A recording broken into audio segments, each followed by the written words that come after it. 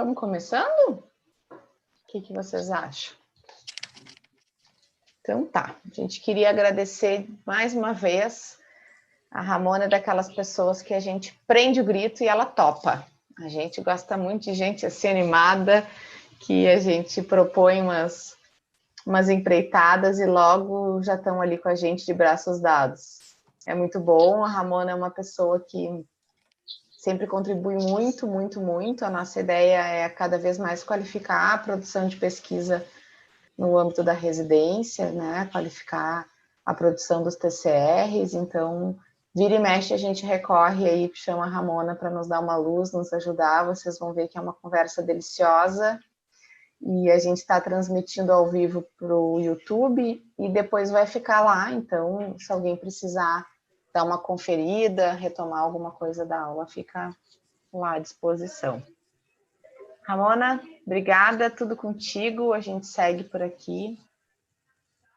Obrigada, Tayane, eu que quero agradecer a ti, de modo especial, e a Elisandro, pelo contato, pelo convite e pela possibilidade da gente estar juntos aqui nesta tarde, compartilhando um pouquinho do que eu gosto sempre de falar, que é, na verdade, uma grande roda de compartilhamento de experiências e de conhecimentos, né?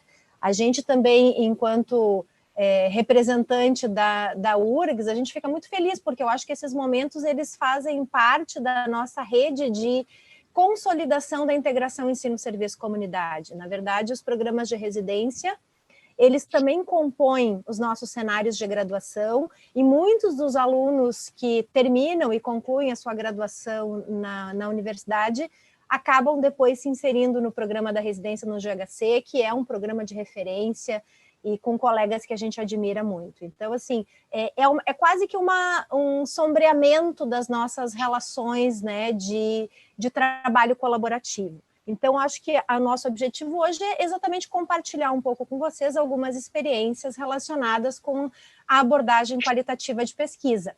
E até quero combinar com vocês que vocês podem ficar à vontade para que possamos dialogar enquanto vamos conversando, pode ser assim? A gente pode organizar, Tayane pode me interromper, agora eu vou compartilhar a tela, e eu não vou mais ver a conversa, né, de vocês. Então, se vocês precisarem me interromper, por favor, fiquem à vontade. Pode ser assim? Combinado. Se alguém quiser, se quiserem colocando alguma coisa no chat, eu vou te passando. Ótimo, combinado, então. Então, olha, vocês estão vindo de um processo de rodas de conversa que começaram falando sobre o papel da pesquisa na residência, depois tiveram a fala sobre a pesquisa quantitativa, e hoje, então, vamos conversar um pouco sobre os fundamentos da pesquisa qualitativa.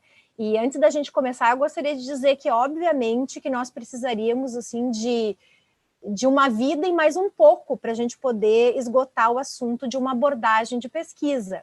O nosso objetivo é, na verdade, trabalhar com alguns eixos temáticos para que possamos trocar um pouco as nossas experiências, tá bem? Porque são assuntos efetivamente densos que nos tomam, as abordagens de pesquisa, elas vão nos constituindo enquanto pesquisadores e enquanto profissionais, e a gente vai aprimorando isso ao longo dessa nossa trajetória profissional. Então, o que eu pensei? De trazer 3 elementos para a gente poder debater na tarde de hoje. O primeiro elemento é um elemento que me parece muito importante e que, de modo especial, cabe uma ressalva bastante significativa quando a gente fala em abordagem metodológica, que são os nossos enfoques conceituais epistemológicos, né? Como é que nós vamos lidar com essas questões e quais são os nossos entendimentos sobre isso. Também os nossos enfoques voltados para os aspectos metodológicos e, por fim, eu queria conversar com você sobre algumas temáticas emergentes quando a gente fala em pesquisas qualitativas, tá? Então, nós vamos trabalhar essas 3 questões. Vamos começar com os enfoques conceituais epistemológicos, né, de teoria de construção do conhecimento. E a primeira coisa que me parece fundamental para a gente iniciar a conversa é a gente definir qual é o nosso entendimento do papel da definição de uma abordagem de pesquisa. Então, a pesquisa qualitativa, ela se estabelece como uma escolha metodológica ou como uma técnica, como um instrumento de pesquisa. Vejam que há uma diferença bastante importante nesse contexto.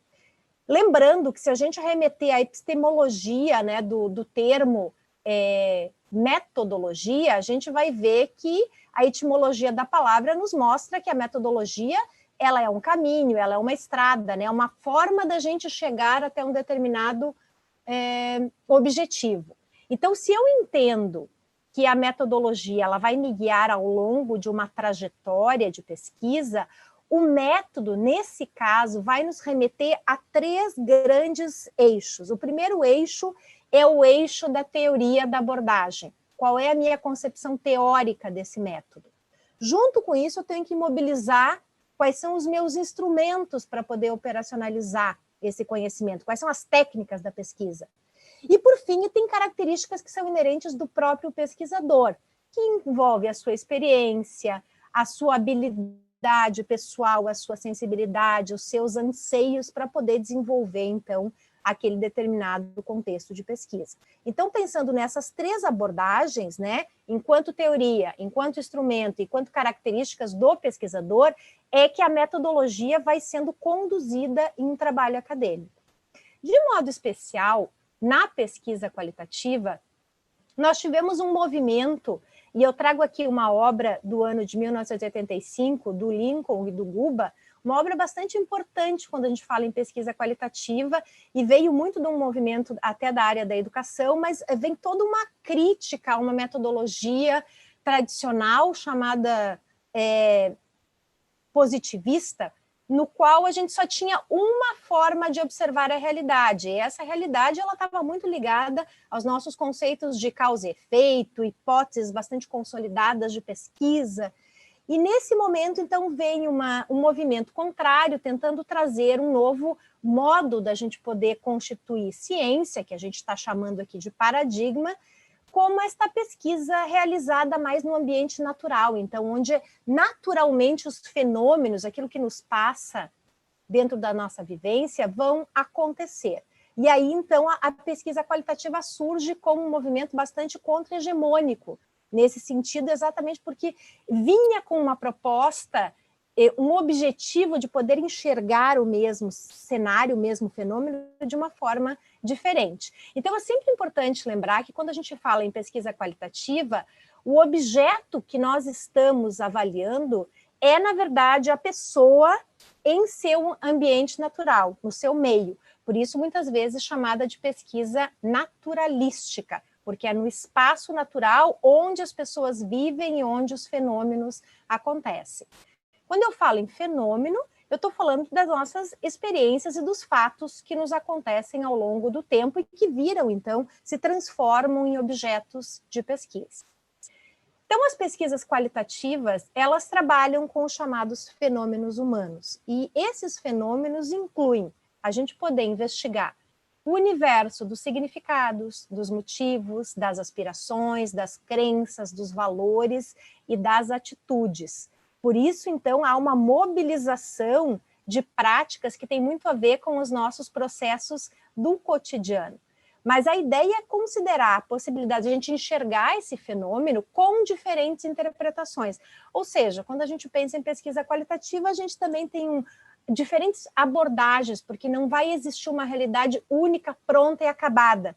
Por isso que, por vezes, as hipóteses são mais difíceis na pesquisa qualitativa, porque muito do que a gente descobre como resultado vai emergir, vai vir a partir dos nossos participantes de pesquisa. Eu quero trazer a arte para a gente poder comparar um pouco essa possibilidade de novas percepções, né? Esse é um quadro de Salvador Dalí, que é genial, um pouco assustador, eu diria até, né? Mas quando a gente olha para uma imagem dessas, vejam como a gente pode ter diferentes perspectivas e diferentes formas de enxergar o que a gente está visualizando, né? A gente pode enxergar o objeto mais próximo, que é essa moça, que está aqui sentada numa mesa, mas também podemos olhar a perspectiva, o fundo, né? Vocês podem ver as duas pessoinhas entrando na sala ou a figura de um perfil de face senil dentro dessa perspectiva. Então, o que a gente vai enxergar nesse movimento, né? Qual é o nosso foco? A mesma coisa com as imagens de Escher, né? São altamente complexas, elas nos permitem diferentes olhares e diferentes formas de abordar um mesmo fenômeno. Então, nesse sentido, é que a gente se aproxima um pouco das abordagens que possibilitam diferentes formas da gente enxergar os nossos aspectos. Então, na pesquisa qualitativa, os sentidos e as significações desses fenômenos vão estar presentes como principal objetivo desse pesquisador qualitativo. E dentro desse sentido e significados, a gente vai procurar, então, capturá-los, ouvindo e observando o que esses participantes de pesquisa têm a nos dizer. Por isso, eles são sujeitos muito ativos dos nossos processos, e o pesquisador vai fazer um exercício de interpretação desses dados. Quais são os nossos termos estruturantes quando a gente fala de pesquisa qualitativa? Bom, a pesquisa qualitativa, ela nos exige os substantivos que são complementares, né? A gente fala de experiência, a gente fala de vivência, de sentidos e significados. Vejam, cada um desses termos podem trazer consigo os referenciais teóricos que os apoiam, e ainda, entre esses referenciais teóricos, eu posso ter diferentes formas de conceituá-los, mas é muito importante que quando a gente se propõe a investigar uma experiência, a gente possa entender o que é a experiência, qual é o significado que eu tenho da palavra experiência. E aí, junto com esses substantivos, a gente tem os verbos que também nos apoiam quando a gente pensa em abordagens qualitativas, né?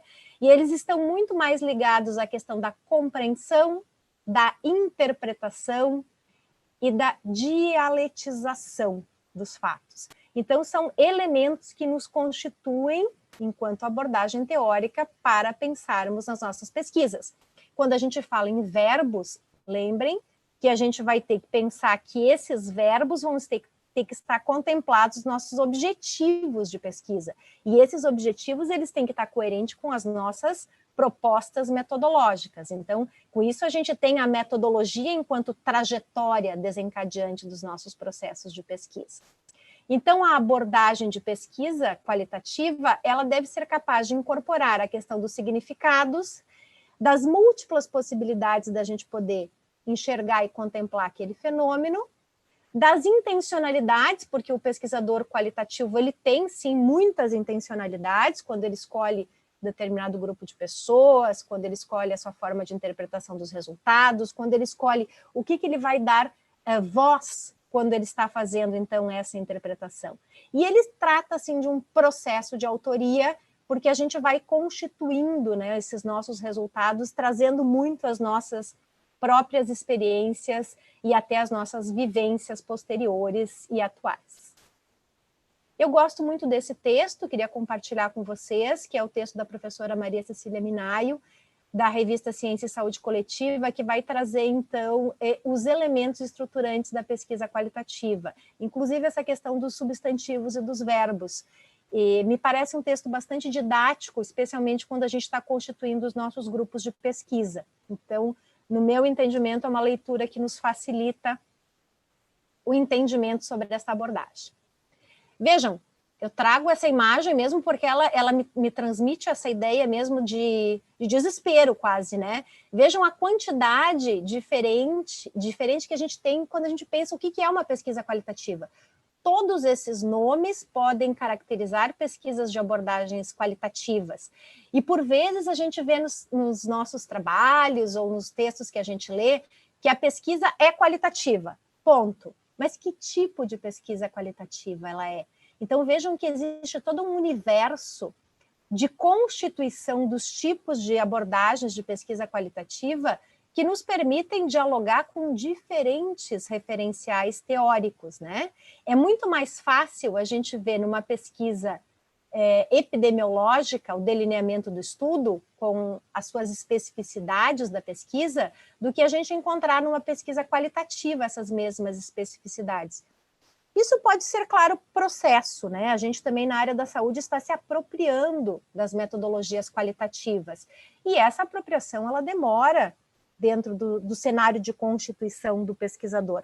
mas é para a gente entender que existe toda uma especificidade de autores e questões norteadoras quando a gente fala em pesquisas de cunho qualitativo. Tá? Não é simplesmente quali. Tem atrás desse quali, tem muitas outras coisas, assim como atrás do quanti tem muitas possibilidades. Outro aspecto que é bem importante é pensar qual é a nossa perspectiva teórica quando falamos em abordagens qualitativas. E aí, não é só teórica. Nós temos que casar a perspectiva teórica com a perspectiva metodológica, porque elas andam juntas.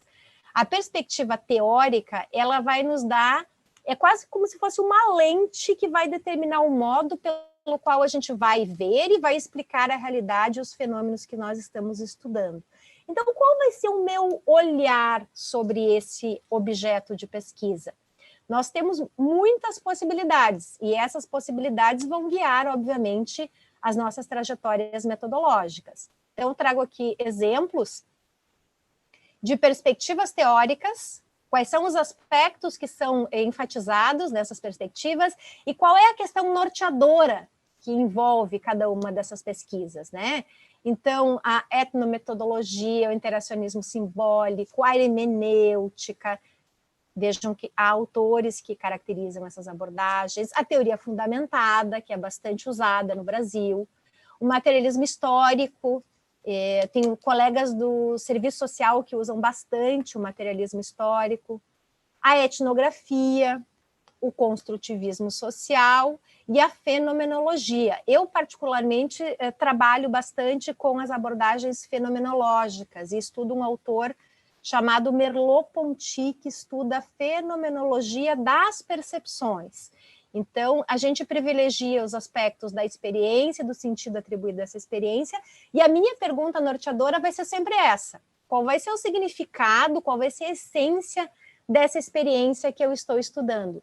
E vejam, se o meu entendimento nesta questão é trazer o significado para a pessoa, qual é o significado que aquele determinado fenômeno, que aquela determinada vivência ou experiência tem para aquela pessoa, será que é mais adequado eu fazer uma entrevista ou um grupo focal?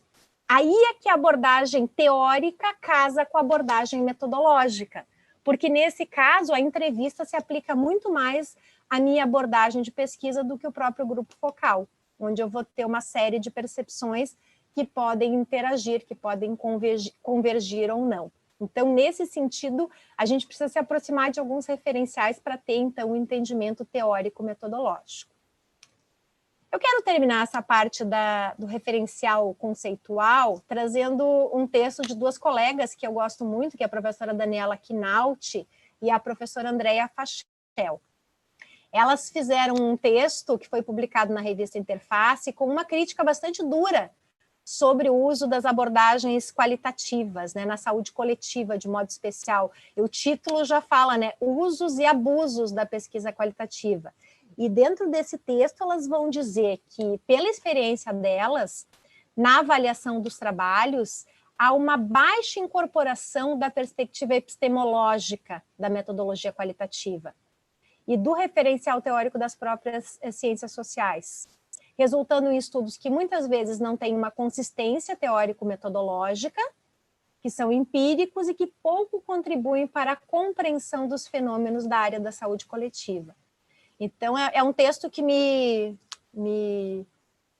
inquieta muito, porque eu acho que é muito difícil mesmo a gente poder se apropriar desses referenciais e poder constituir pesquisas com estas abordagens, né? Mas muitas vezes a gente vê, até os nossos alunos, eu não sei se acontece com vocês, mas eu tenho muitos alunos que se interessam pela pesquisa qualitativa e eles chegam assim já com uma proposta pronta de técnica, né? Ah, eu quero fazer uma entrevista. O que tu vai fazer na pesquisa? Ah, eu quero fazer uma entrevista. Mas o que essa entrevista quer encontrar? Qual é o objetivo dessa entrevista? Qual é o referencial teórico que embasa essa entrevista? Este roteiro da entrevista, ele está calcado em que princípios teóricos? Então, acho que esse exercício é um exercício que todos nós temos que fazer e ler junto com os nossos alunos também sobre essas questões, né? Não são questões que se constituem sem um processo, né? Uma formação mesmo de base conceitual. E eu não sei vocês, mas eu, durante toda a minha graduação, tá bem que já faz muito tempo, né? A gente não teve nenhum tipo de aula que pudesse trabalhar com abordagens qualitativas. Mesmo durante o meu mestrado, o meu foco sempre foi muito epidemiológico, assim, enquanto saúde coletiva. E só no espaço do doutorado é que me aproximei dessa teoria da pesquisa qualitativa, ainda de uma forma muito tímida. Na verdade, os processos dos grupos de pesquisa e das escritas compartilhadas com pessoas de outras áreas também foram me constituindo enquanto pesquisadora que pretende fazer abordagens qualitativas, né? Mas é um processo, né? Não é uma coisa que acontece numa formação específica ou que a gente não tenha que ir aprimorando ao longo do tempo, tá? Eu termino essa primeira parte dos aspectos conceituais, e aí, tá, aí a gente pode abrir para as perguntas para passar para o segundo bloco. Vocês gostariam de fazer algum questionamento, algum comentário até agora? Vocês estão aí, né? No chat não veio nada, mas acho que estão todos vivos, Ramona, pelo que eu Tá, observo. Ufa! Todos aqui. Tá, então vamos Ramona, continuar. Oi, por favor. eu gostaria que se tu pudesse, assim, trazer um pouco mais de exemplos das pesquisas que se apoiaram em correntes teóricas distintas, ou até mesmo, assim, que trabalham o mesmo conceito, mas com abordagens diferentes. Tá, por exemplo, o conceito da palavra experiência. Se a gente pensar no conceito do professor Jorge La Roça sobre experiência, ele vai dizer para a gente que experiência é aquilo que, não só aquilo que nos acontece, mas é aquilo que nos afeta. Então, para se constituir experiência, eu tenho que ter um significado, aquilo tem que trazer para mim um significado. Então, ele vai dizer assim, ao longo da vida a gente vai ter várias vivências. Durante o dia vai nos acontecer várias coisas, essas seriam as vivências. Para aquela vivência se transformar numa experiência, eu tenho que trazer um significado. Então, por exemplo, quando a gente analisa o significado de uma experiência, que seja uma experiência educativa, né? Por exemplo, uma experiência de trabalhar em equipe, né? Aquela experiência, ela se constitui em experiência para ti, ou ela é simplesmente uma vivência do teu processo de trabalho? Como é que a gente vê essas relações? Eu posso fazer pesquisas, inclusive, para saber se aquele fenômeno se caracteriza como uma vivência, ou como uma experiência para a pessoa. Então, essa pode ser uma pergunta de pesquisa, né? Qual é o significado que aquela determinada vivência tem para o teu processo de trabalho? Então, por exemplo, os residentes têm muito isso, né? Essas questões que são do dia a dia, ou eu posso avaliar, por exemplo, uma atividade educativa em grupo, ou eu posso avaliar a próprio processo de residência, né? O quanto a residência afeta os profissionais, o quanto a experiência de preceptoria nos afeta. Enfim, são determinadas correntes teóricas que podem nos apoiar. Mas o conceito de experiência, ele não é único. Existem autores que trabalham com outras perspectivas do que seja uma experiência. Por isso que é muito importante a gente poder direcionar, quando a gente fala que vai estudar o significado de uma experiência, qual é o meu conceito de experiência. Senão a gente fica, às vezes, sem o apoio de um referencial. Tá? E as perguntas, elas são direcionadas exatamente pelo referencial teórico que eu tenho. Por exemplo, a fenomenologia trabalha com o significado subjetivo, quer dizer, que afeta aquela pessoa, é como aquela pessoa entende o seu conceito de mundo. Não significa que tenha só aquele conceito de mundo, mas eu quero saber o que aquela pessoa entende sobre o fenômeno que eu estou estudando a partir do contexto que ela tem. Então, aí eu tenho que partir para uma entrevista, porque aí eu vou conseguir entender exatamente o que é que aquela pessoa está me dizendo. Eu vou conseguir interpretar melhor, dar mais protagonismo para os meus participantes de pesquisa. Tá? Depois eu vou dar mais alguns exemplos de pesquisas e a gente vai conversando, pode ser? Essa pergunta é muito difícil. Quem foi que fez essa pergunta? Daniel. Daniel, te manifesta, Daniel. Daniel, que pergunta difícil. Ué, mas isso não era para perguntar, então. Não, pode perguntar, mas ela, tu vê que ela não é uma pergunta fácil, porque ela requer exatamente conversarmos com outras abordagens, mas é só para vocês entenderem que, de acordo com o referencial que eu escolho, eu posso ter determinados entendimentos sobre como eu vou interpretar os meus dados, certo? Ok. Maravilha. Vamos, então, pensar nessa segunda parte, que seriam os aspectos metodológicos. Muito bem, eu já defini a minha abordagem teórica e agora eu tenho que pensar, então, na construção dos meus aspectos metodológicos da pesquisa qualitativa. Então, a primeira ideia, muito importante, que deve nos acompanhar, é que o pesquisador, ele é um agente participante direto, ele vai ter que atuar em todas as etapas do projeto. Isso porque a pesquisa qualitativa ela requer um movimento de impregnação dos dados. E isso significa também dizer que o pesquisador ele deve estar nas etapas de campo, de produção de material textual da pesquisa. Né? Eu não posso contratar 300 entrevistadores para fazer entrevistas qualitativas, porque eu tenho um envolvimento com essas entrevistas. Né? Por vezes a gente pode ter determinados entrevistadores, 1 ou 2 entrevistadores, mas mesmo assim, quando eu pessoalmente não faço as entrevistas, eu tenho que ouvir essas entrevistas depois para me apropriar deste momento da impregnação desse material textual que vai ser produzido a partir, então, das entrevistas, certo? Então, é muito importante que haja esse entendimento da necessidade do pesquisador estar muito próximo de todo o processo, e o campo, nesse caso, é fundamental, essa rotina do campo, né, de como essa informação vai sendo produzida. Sobre o termo campo em pesquisa qualitativa, pessoal, eu acho importante vocês terem essas definições com muita clareza, né?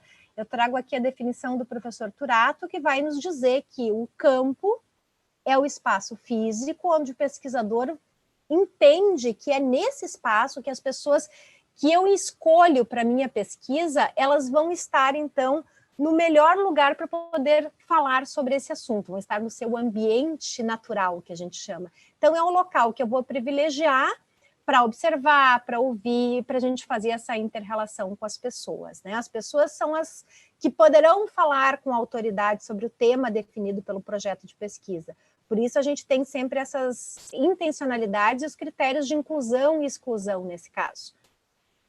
A primeira etapa desse enfoque metodológico do pesquisador qualitativo é a fase de ambientação. E aí, quando a gente pensa nos residentes, essa fase para eles é ótima, né? Porque eles estão no cenário, eles são parte desse ambiente, né? Então, para eles, a fase de ambientação, a fase de entendimento do contexto onde a pesquisa está acontecendo, ela é muito tranquila, porque eles estão efetivamente participando desse momento. Então, se for um pesquisador externo, vai ter que fazer todo esse movimento de aproximação e vai ter que ver como é que se dá o fluxo, como é que as pessoas vão receber essa pesquisa, enfim. Todo o papel do pesquisador com o seu campo, então, de trabalho. E aí, uma questão bastante importante, que é a palavra quais, né? Quais indivíduos, quais pessoas eu vou escolher para estudar? Como é que eu vou selecionar os meus participantes de pesquisa, né? Então, o participante, ele vai ter uma voz muito ativa dentro do processo de pesquisa qualitativa, porque ele vai falar, ele vai narrar, ou ele vai ser observado dentro desse processo. Então, isso exige o que a gente chama de uma escolha deliberada dos espaços e dos ambientes das pessoas, e aí elaboração de critérios de inclusão e exclusão bastante definidos, tá? Então, não é só na pesquisa quantitativa que a gente tem a definição de critérios de inclusão e exclusão. Na qualitativa, isso tem que estar bastante claro também.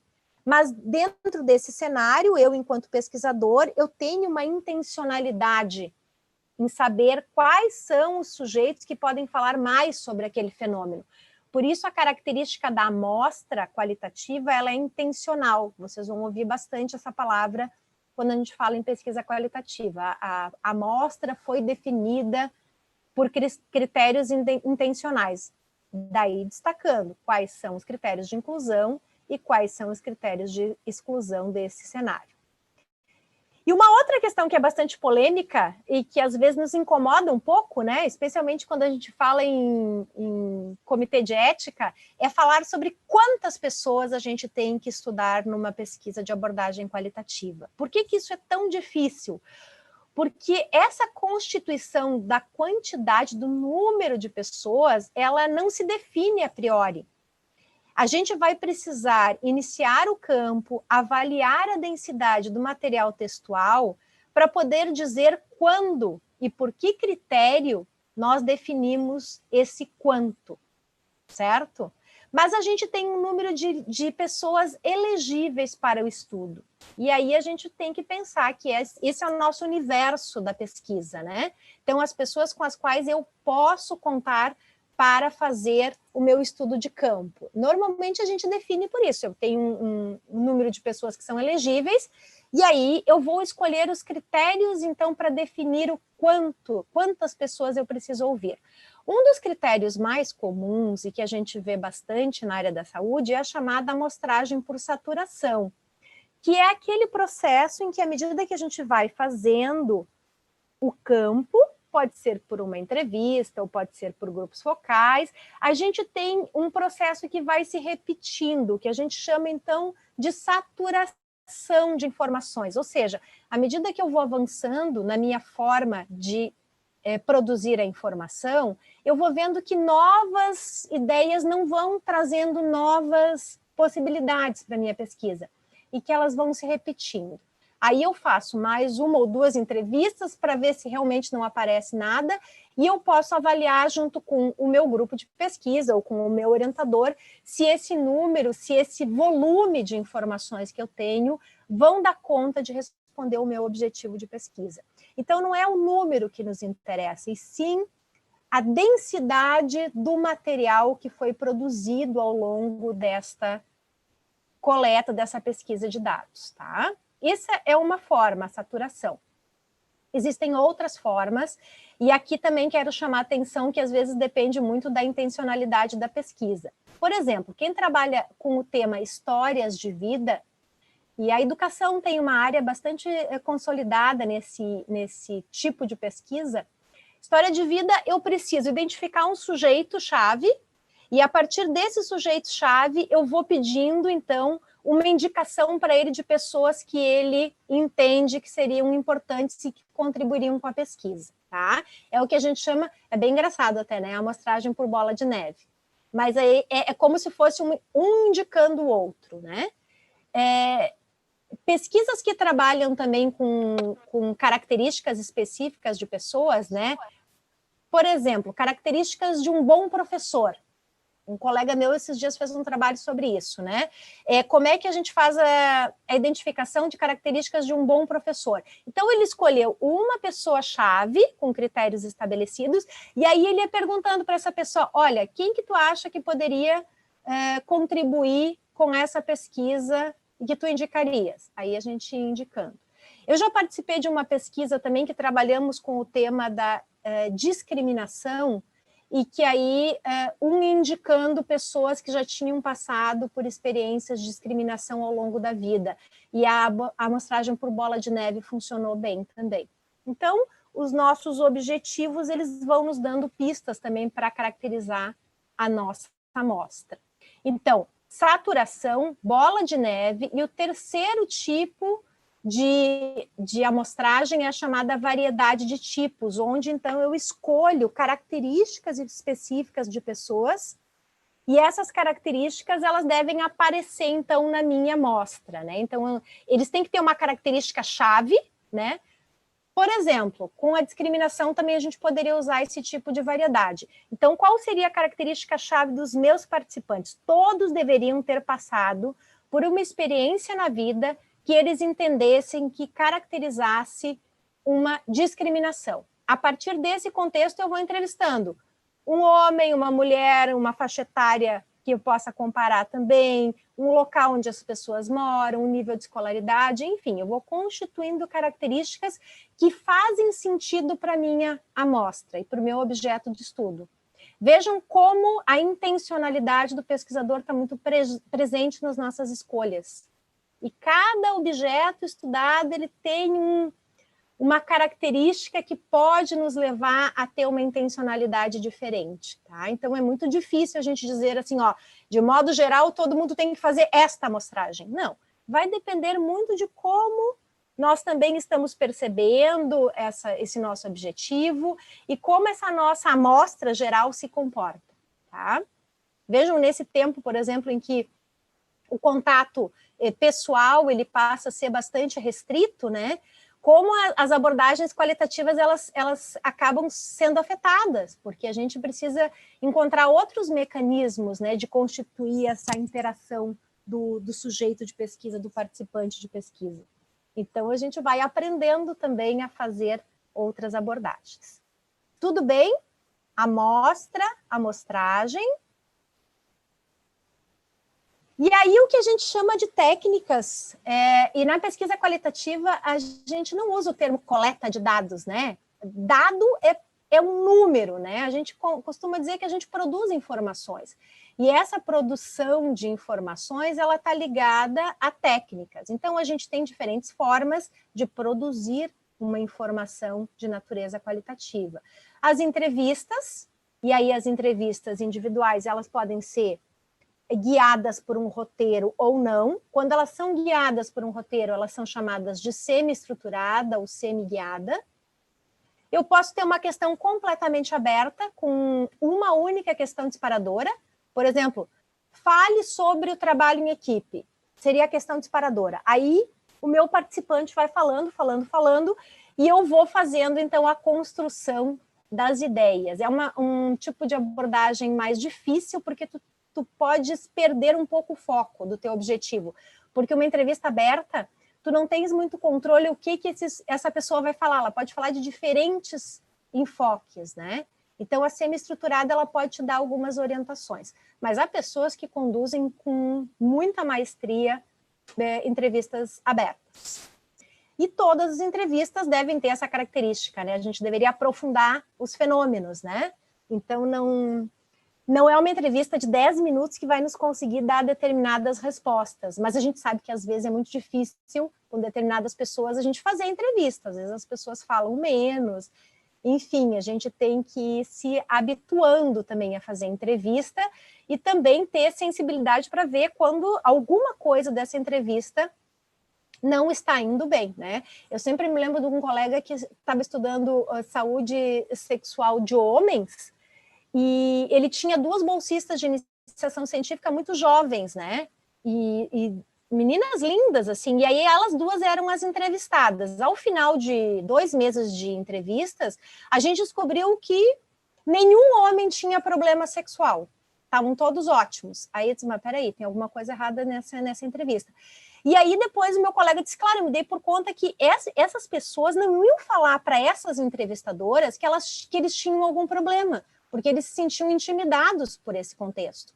A mesma coisa com um grupo de mulheres que tinham sido abusadas na infância, por meio de um grupo focal, foi essa entrevista. E o condutor do grupo focal era um homem. A fala ficou muito mais restrita. Então, por vezes, alguns aspectos que são muito assim do processo mesmo de construção da pesquisa, eles podem ser retomados porque a gente tem que ficar prestando atenção nessa questão da coleta da informação, da forma com a qual a gente produz essa informação.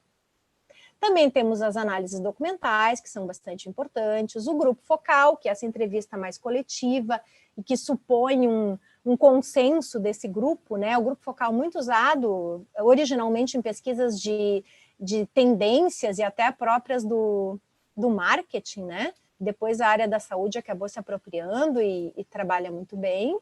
E essa observação, que é uma observação, então, que vai gerar registros, podem ser registros como notas de campo ou diários de campo. E essa observação, ela também tem ramificações teóricas, né? Ela pode ser o que a gente chama de participante, não participante. Participante seria o pesquisador também interagindo com os seus observados. E o estruturada seria um roteiro norteador para aquela observação ou não. Então, a gente também tem possibilidades de especificar um pouco essa observação.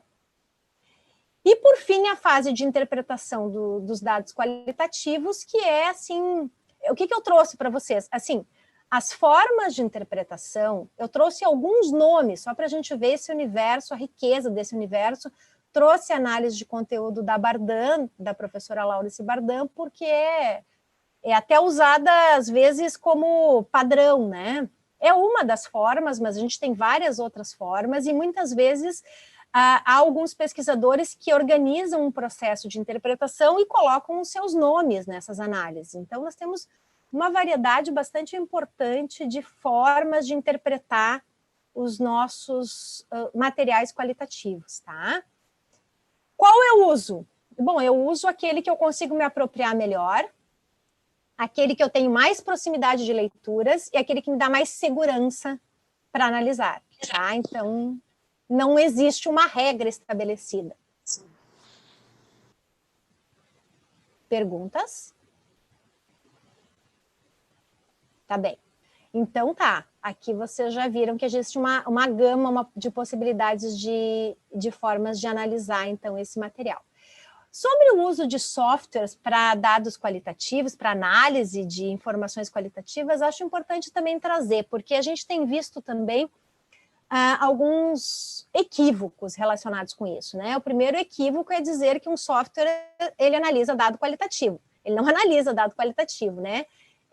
Ele organiza dados e ele organiza materiais textuais, né? Os dois que a gente tem usado mais é o software NVivo e o software Atlas-X. São dois ótimos softwares, mas é o pesquisador que vai promover o nome da categoria, o nome do tema, né? Ele vai nos ajudar a trazer a informação, a localizar mais a informação, especialmente quando nós temos um material textual que é bastante amplo, né? Então, 50 entrevistas, vocês imaginem, a gente tem um material textual aí que...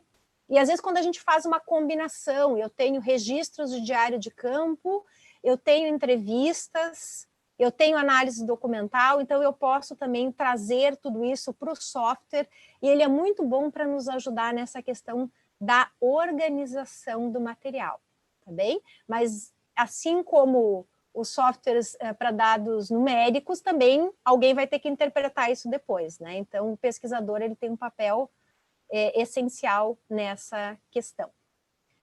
E aí eu chamo a atenção de vocês porque exatamente isso, as transcrições que a gente faz de entrevistas ou de grupos focais e as anotações de campo, elas vão oferecer um registro que é descritivo, mas elas não fornecem interpretações. As interpretações são do pesquisador. Por isso que é difícil ter um grupo de pesquisa muito grande analisando ao mesmo tempo os dados de pesquisa, tá? E quando é que a gente começa a analisar o material de pesquisa qualitativa? Eu tenho que terminar a fase de produção de campo? Não necessariamente, né? O processo analítico ele começa durante a fase do campo, né? Porque conforme a gente vai coletando essa informação, vai produzindo esse material, a gente vai ao mesmo tempo analisando, né? Faz parte desse processo de impregnação. Então, é o que a gente chama de uma análise sequencial ou intercalada. Então, à medida que os dados vão sendo produzidos, eu também já vou organizando a forma como eu estou pensando a análise desses dados. Eu não sei se vocês usam algum tipo de protocolo para pesquisa qualitativa. A pesquisa quantitativa tem várias definições que nos ajudam com critérios de rigor metodológico, né?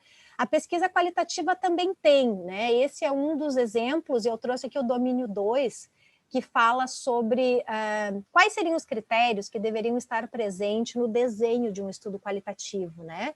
Então, ele vai falar sobre as questões que regulamentam a teoria metodológica, a amostra, a amostragem, quem participou e quem não participou, a presença, né, dessas pessoas, quem são esses participantes, a descrição detalhada da amostra. E na coleta de dados, ele vai falar sobre o guia das entrevistas, o roteiro das entrevistas, e uma coisa que a gente faz pouco ainda, que é a chamada repetição de entrevistas. Grupos de pesquisa qualitativos mais consolidados têm colocado até como uma forma de aprofundamento dos dados, a gente poder reentrevistar o mesmo participante de pesquisa. Porque eles argumentam que na segunda vez a gente já tem mais proximidade com essa pessoa, consegue resgatar com ela o que ela já falou na primeira entrevista e consegue aprofundar a densidade dos dados, né? É bem legal, mas aí a gente também tem que pensar nos tempos que a gente tem, como é que isso se viabiliza, o tempo das pessoas também, né? O quanto a gente conseguiria avançar, e eles trazem isso muito para temas que são muito sensíveis, né? Que deixam as pessoas muito afetadas pela entrevista. Então, é um aspecto, mas ele não é um norteador desse aspecto. Se a gente gravou ou não a entrevista, se a gente transcreveu ou não essa entrevista, e uma coisa também bem importante que tem nesse guia norteador de pesquisa qualitativa é se a gente devolveu a transcrição das entrevistas para os nossos participantes. Porque ao devolver, ao sujeito fazer uma nova leitura daquilo que ele falou na entrevista, ele pode tanto complementar a sua ideia, quanto esclarecer aspectos que não estavam tão claros na hora da entrevista, né? Então, o retorno da transcrição, que eles chamam, que é ali o item número 23. Isso tem funcionado muito bem na minha experiência quando a gente tem participantes que estão mais próximos, assim, dos participantes, né? Então, assim, quando eu avalio professores, estudantes, profissionais da saúde, isso funciona muito bem. A minha experiência já trabalhando com usuários do sistema, por exemplo, a gente já fez uma pesquisa e entrevistou pacientes que iam até a clínica da faculdade de odontologia, mas esses pacientes, por vezes, não voltavam mais, ou a gente não conseguia mais contato com essas pessoas. Então, a devolutiva da transcrição ficou bem mais complicada. Então, depende muito desse contexto. Mas o que eu quero dizer é que quando vocês estão escrevendo uma metodologia de um trabalho, se vocês tiverem essas informações e as acrescentarem, elas vão qualificar a escrita metodológica do trabalho. A mesma coisa acontece com a duração das entrevistas. Quanto tempo essas entrevistas, quantas horas de gravação a pesquisa de vocês produziu? Isso também reflete um pouco o trabalho do campo dessas pessoas, né? Porque a gente sabe que dá um trabalhão fazer as entrevistas, transcrever as entrevistas. Então, isso também promove uma forma da gente poder qualificar o trabalho do campo da pesquisa qualitativa, que nem sempre tem espaço para a gente descrever de uma forma mais ampla nos nossos artigos, né, que são muito curtos. Ramona, pois não. Surgiram duas questões assim ali no chat. Uma foi a Renata que trouxe a questão da análise de conteúdo e que talvez para o tempo da residência ela seja possível. A Elisana até fez uma consideração, né? Às vezes o povo só coloca que faz análise de conteúdo, mas será que faz mesmo? Trabalha mesmo com análise de conteúdo? E o Daniel Klug trouxe uma questão, Dani, se tu quiser contribuir, dos softwares de análise de texto, né? O papel deles, enfim, não sei se... Então, a Ramona trouxe uma questão importante, que é, assim, legal trazer isso, ferramentas para além da leitura nossa, das frases, né? Então, quando o volume textual é muito grande, além daquelas ferramentas, tem essa ferramenta online que eu coloquei ali, que é possível fazer o upload dos textos, e ele oferece um conjunto de ferramentas assim visuais, né, para análise e organização dessa informação, mas também tem algumas métricas, por exemplo, de co-ocorrência, de especificidade de discurso, ou de frequência de palavras, ou de variação de palavras existentes dentro daqueles textos, que também, por vezes, numa perspectiva linguística, né, assim, podem ser interessantes para análise. Softwares daí um pouco mais avançados, daí tem os pacotes específicos no R para análise de texto e também no Python. Especificamente quando a gente vai trabalhar em problemas do tipo assim, textos positivos e textos negativos, eu quero já classificar eles dentro dessas ordens. Imagino que eu seja um cliente, eu quero saber a opinião do meu produto lá, né? Então, assim, massivamente o software pode fazer essa seleção entre sim e não, bem ou mal, ou o primeiro, segundo, terceiro, ou A, B, C, D, E, O, G, F, todas as categorias que eu venha estabelecer ou descrever para ele dentro de características que possam ser observáveis dentro do texto. Então, só como sugestão também de uso para esse tipo de análise, que eu já fiz alguns trabalhos com isso, foi bem interessante. Perfeito, Daniel. Obrigada pela contribuição. Sim, temos várias possibilidades aqui. Eu trouxe duas que eu tenho mais contato, digamos assim, né? Mas existem várias possibilidades e softwares até específicos, né? Que trabalham justamente com análises qualitativas. Aí depende do tipo da análise, né?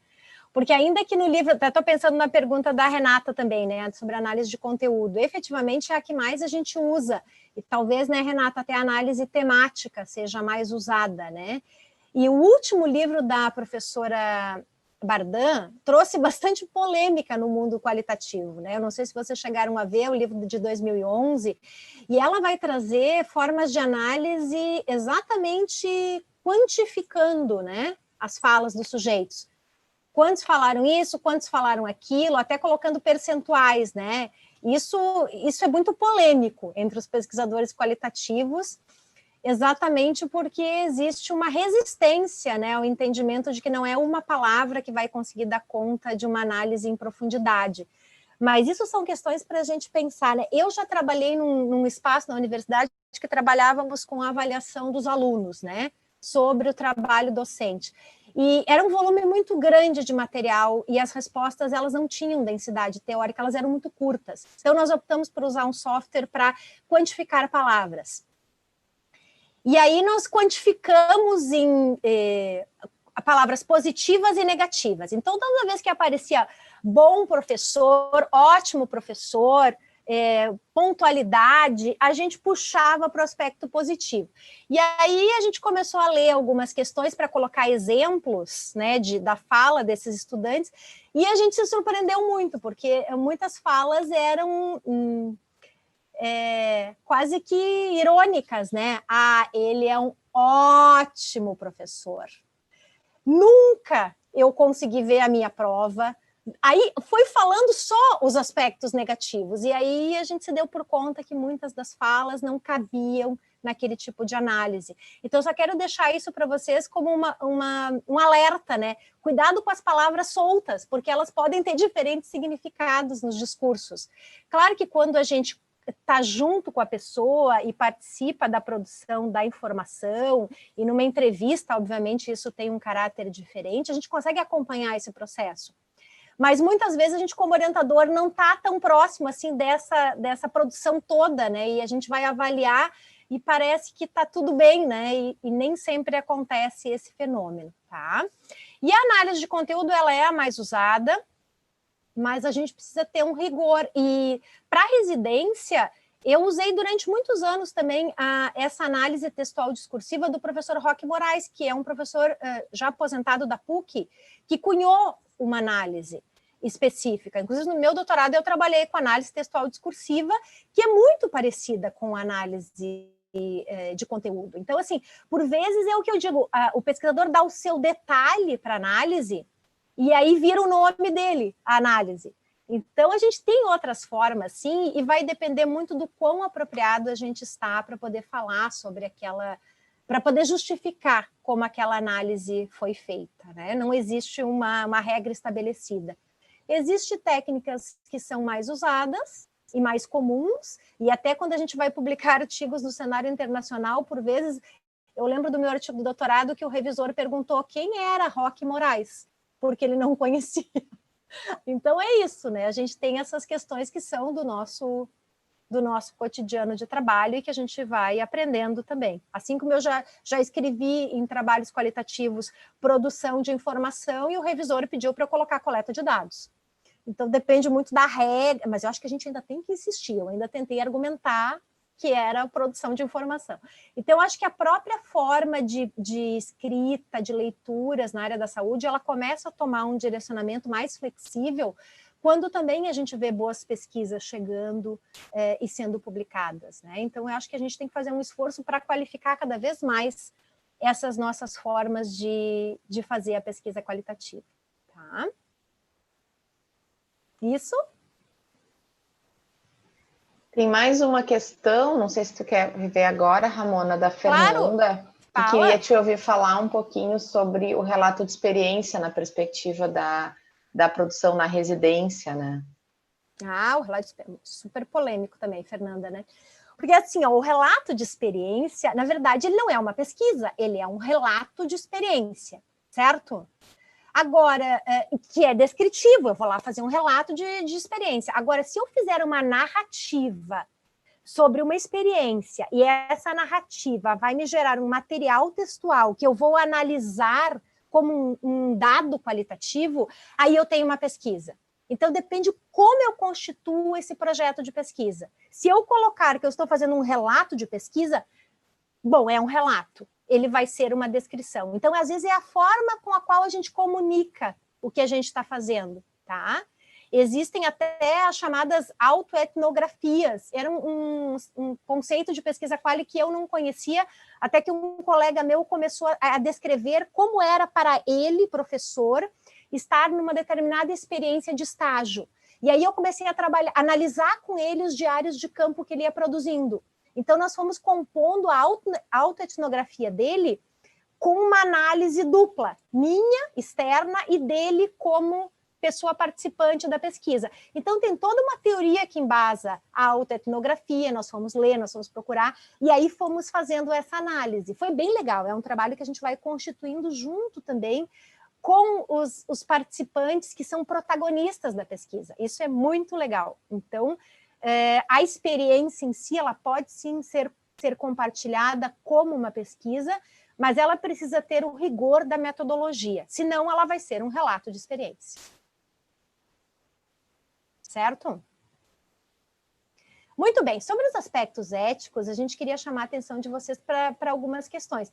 Primeiro, a metodologia do projeto precisa contemplar os critérios que vão definir os participantes, porque isso também faz parte do rigor ético de uma pesquisa. Vejam, se a gente vai fazer uma pesquisa que vai envolver pessoas e essa metodologia ela não está bem descrita, tu não entende muito bem como é que essas pessoas vão ser selecionadas ou como é que elas vão participar do estudo, eu posso ter todo um comprometimento de resultados depois. Então, por isso que a gente considera que a descrição metodológica ela faz parte também de uma análise ética e de uma corresponsabilização de orientadores e pesquisadores de modo geral, tá?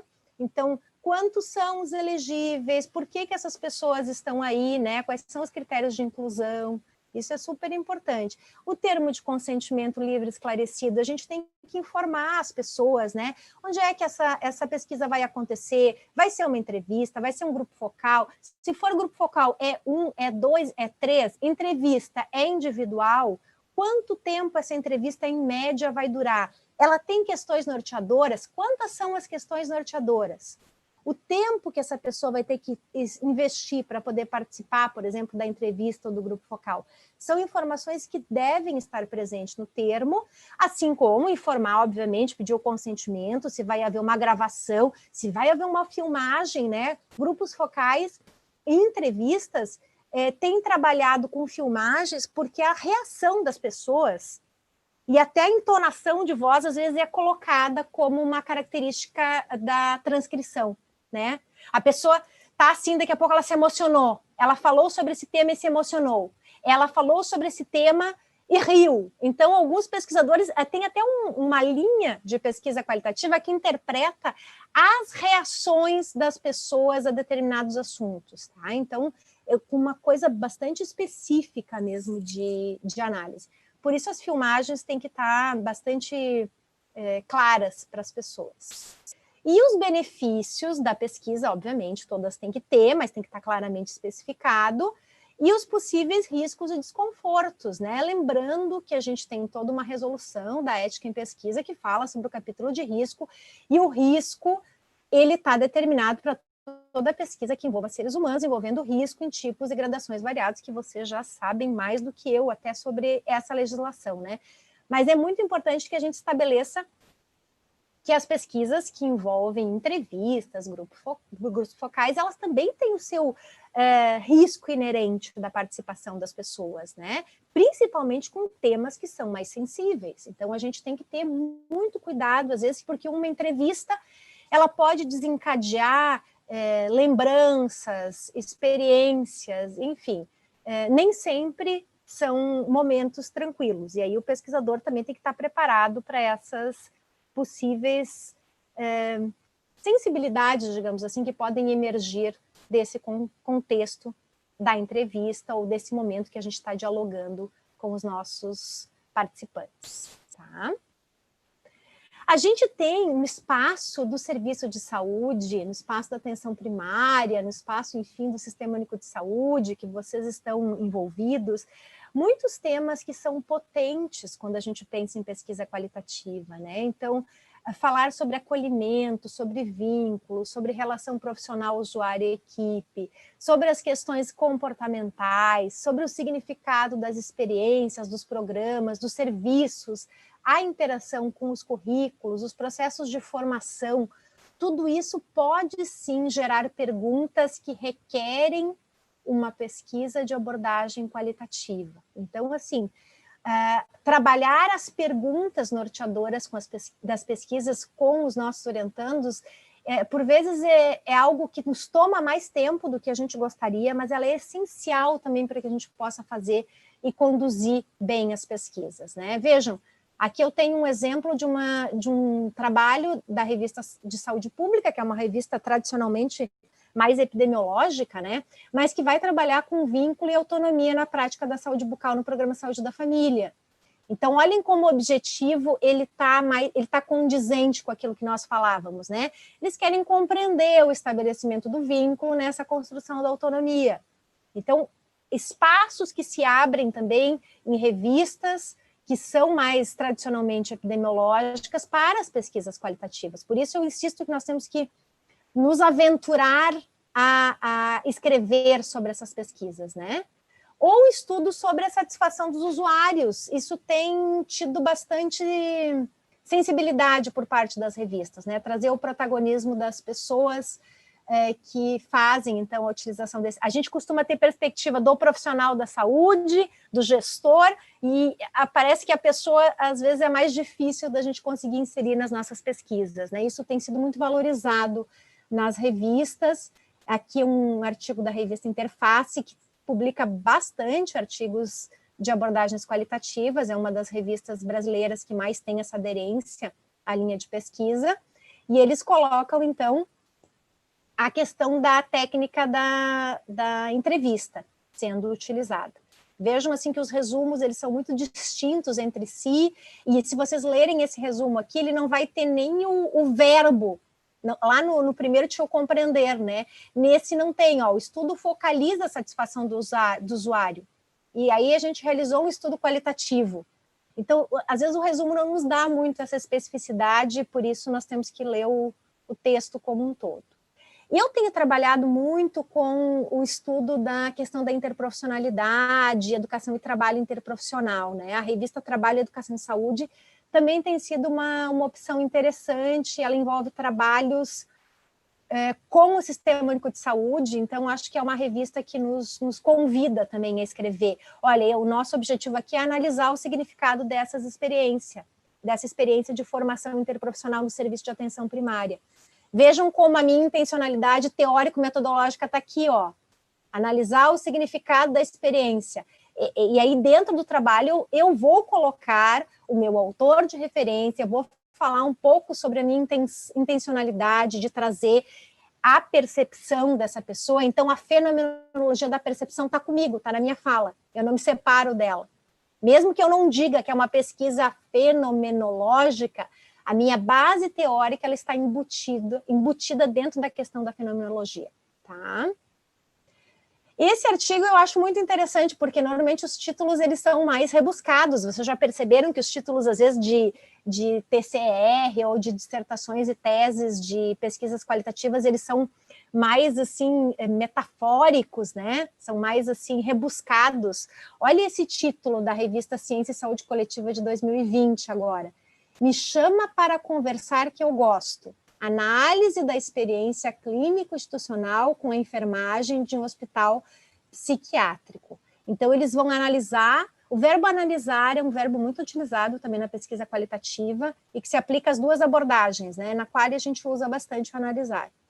E vejam que neste resumo, de modo especial, logo depois do objetivo, ele vai trazer qual é o referencial teórico que foi utilizado para o desenvolvimento desse estudo.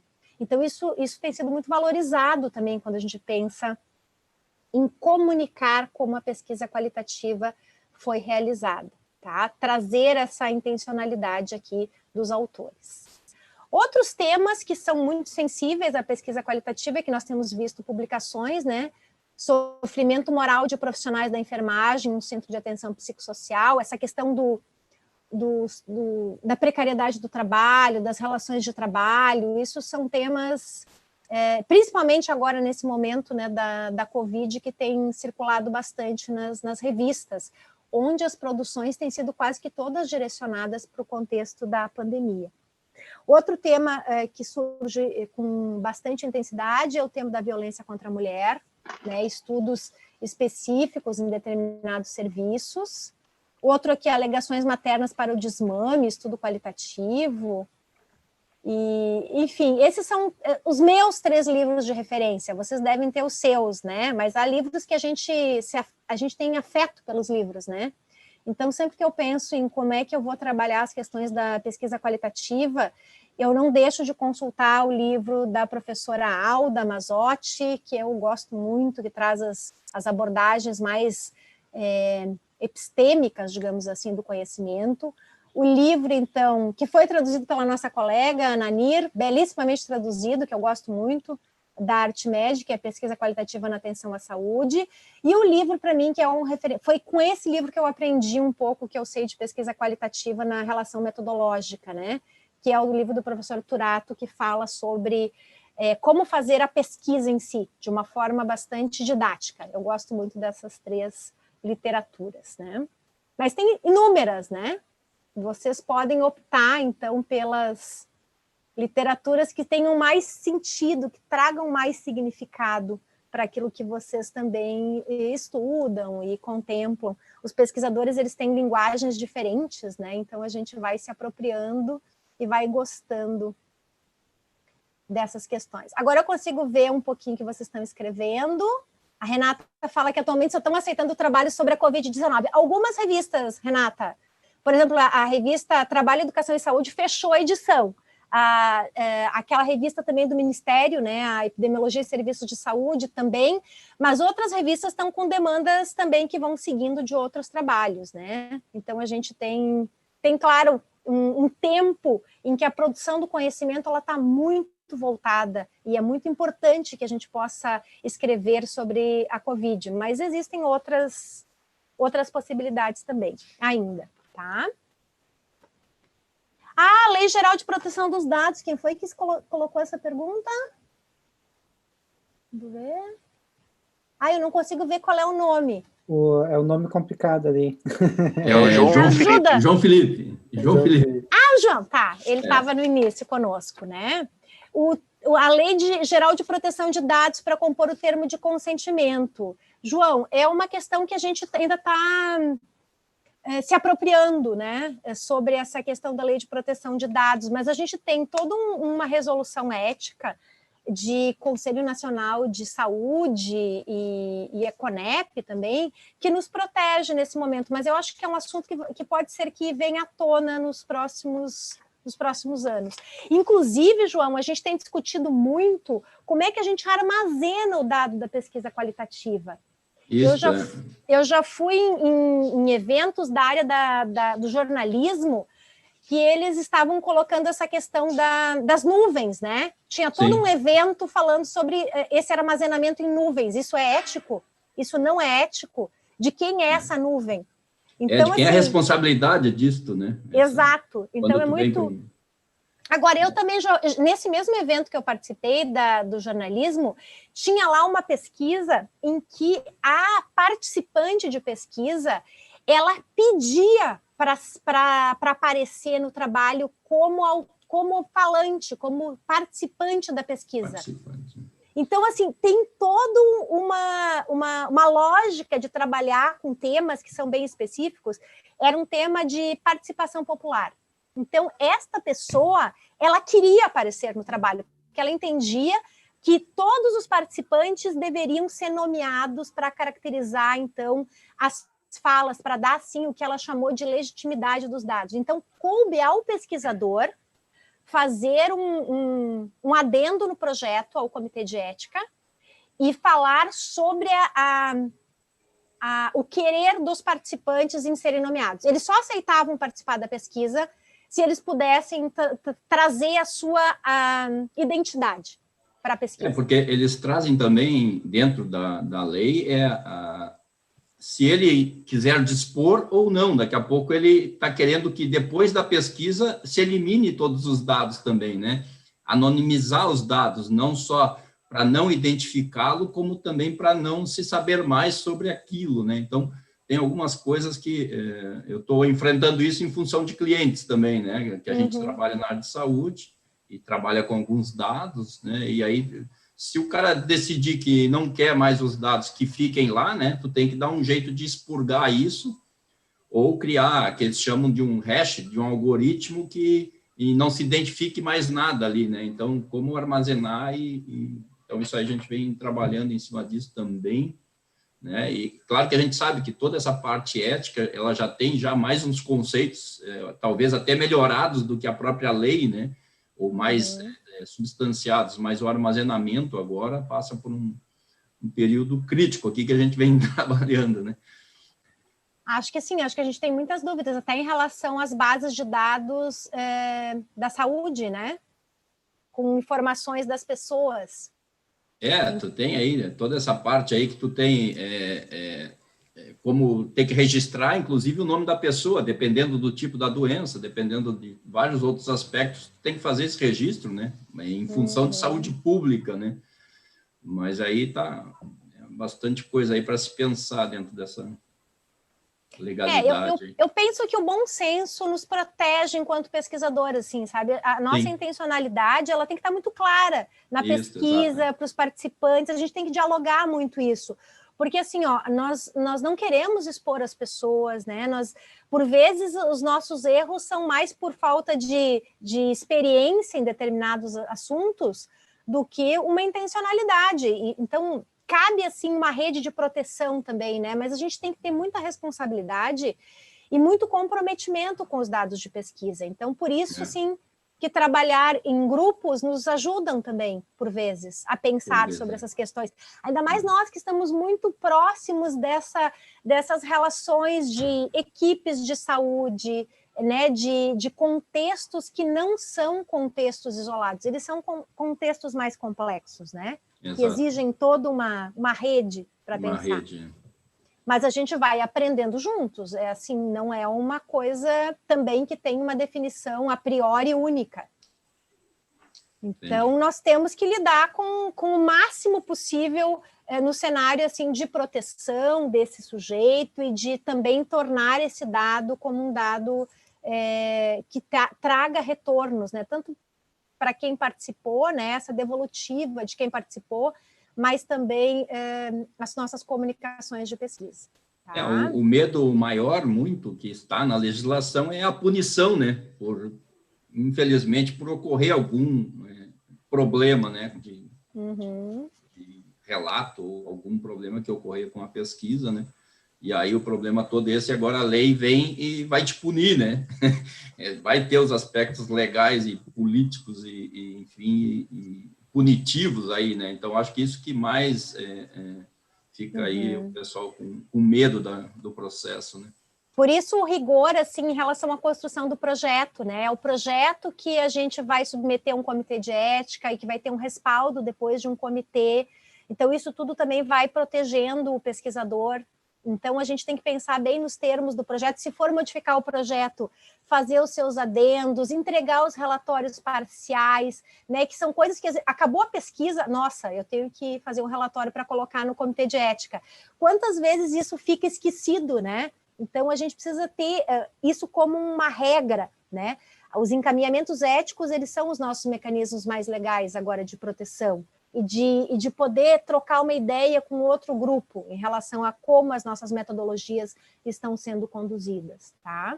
E é bem como foi colocado aqui, eu acho que foi a Renata que colocou, sim, que as pesquisas com educação popular, efetivamente, Renata tem muita razão. A gente tem visto muitos contextos de autorias, né, Renata? Eu acho que é um belo exemplo esse da educação popular. O que mais, pessoal? Daniel colocou um link aqui. Era um pouco no contexto de que trata sobre os relatos, a transparência nos relatos, ou seja, na produção dos artigos, né, todo o processo metodológico, atendendo os quesitos que já vêm sendo validados nessa rede Equator, para vários tipos de estudos, em especial também agora os estudos de abordagem qualitativa. São os guidelines. Isso, ótimo, obrigada. E sabe que existem algumas revistas que existe um espaço de material suplementar onde não vai para os avaliadores externos, né? Alguns editores, um colega meu de uma revista agora comentou que o editor pediu que ele colocasse as transcrições das entrevistas. Eu confesso que eu fiquei até assim pensativa sobre isso, né?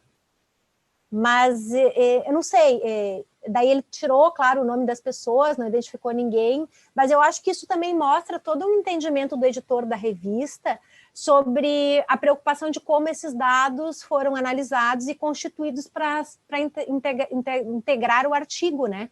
Mas vocês imaginem, é uma pergunta que não é tão simples, né? Uma outra pergunta que eu recebi esses dias, que eu quero compartilhar com vocês, é sobre o uso do software. O avaliador me pediu, eu nunca tinha pensado sobre isso, porque eu sempre colocava que eu usava o software para apoiar o dado na organização do dado. Ele me pediu em que etapa da análise de conteúdo eu usei o software. Eu achei ótima pergunta. Porque aí vem a outra pergunta sobre análise de conteúdo, né? Então, não foi na fase de exploração dos dados, foi na fase de organizar as categorias. Eu nunca tinha parado objetivamente para pensar sobre isso. Então, isso me ajudou também até para poder acrescentar nos próximos estudos. Então, onde eu usei? Bom, se eu estou categorizando, foram na hora da organização das categorias. Se eu estou fazendo por temas, foi na hora da identificação dos temas. E uma outra coisa que eu lembrei de dizer para vocês é que esses softwares, esses dois que eu citei, o NVivo e o Atlas, ele nos permite organizar como se fossem frameworks, sabe? Estruturas da organização, como se fossem árvores da organização. Eles nos dão uma figura. Isso também ajuda bastante na hora da interpretação do dado e até, assim, às vezes, como a gente consegue comunicar isso na hora do resultado de pesquisa.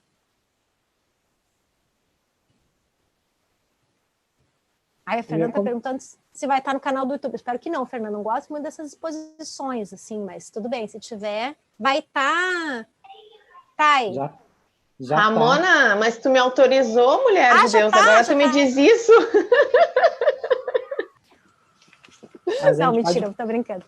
A gente pode te encaminhar o termo de consentimento livre esclarecido, tá? Para te assinar. E o termo de uso de imagem também. Não precisa, porque eu já coloquei no e-mail que eu estava de acordo. Então, agora eu só fiz para fazer um charme. Não, mas o que eu ia dizer também disso da questão da revista, assim, somente.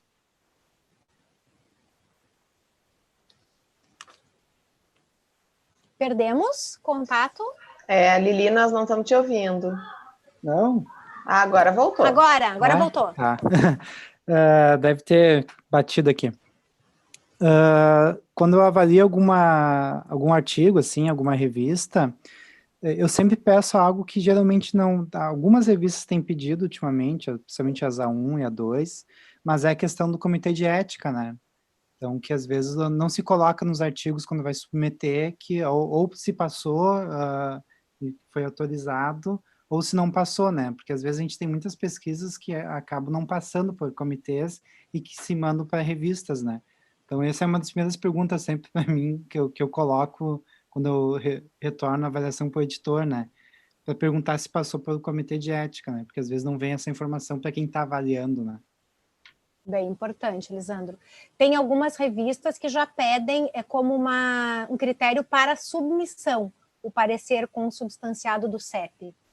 Outras pedem aprovação do conselho por órgão regulador.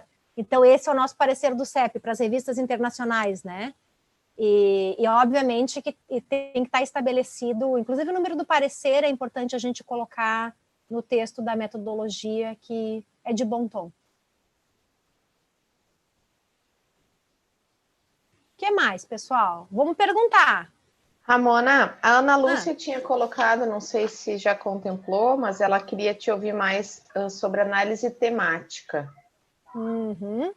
Então, Ana, olha só, a análise temática de conteúdo, ela parte dos pressupostos das 3 etapas da Bardan. Então, primeiro tu vai fazer uma pré-análise e uma leitura flutuante desses dados, igual. Depois tu vais começar a organizar esses teus pontos de material textual. Uma das formas da gente organizar, eu sempre começo pelos assuntos, pelos temas, né? E aí eu pego o tema e vou colocando o que aparece daquela temática do meu material textual. Só que existe uma etapa que pode envolver além do tema. É quando um tema vira uma categoria. Uma categoria é uma unidade de significado. Então, ele é mais do que só o tema. Ele vai trazer, então, um percentual, uma característica de resultado também, de fala dos sujeitos. Então, à medida que eu consigo transformar um tema numa unidade de significados, ele pode gerar, então, uma categoria que parte de um tema. Agora, alguns estudos, de acordo com o seu objetivo ou com a sua intencionalidade, ficam na análise temática, tá? Então, não chega... Então, dentro das etapas, para mim, o tema é uma etapa da análise de conteúdo, porque eu prefiro trabalhar com as categorias. Mas já trabalhei com temas também, assuntos mais objetivos. Não sei se era isso que tu querias ouvir. E depois a inferência dos dados, obviamente, que tem que ver com... E aí não é comparar com resultados de outros estudos, né? É diferente, tu vai ter que dialogar para tentar entender aquele contexto. Por que aquele resultado apareceu, né? O que tem por trás disso? Qual é o contexto em que essas pesquisas foram realizadas? Então, a gente vai dialogando com as políticas públicas, né? O cenário do contexto das políticas públicas.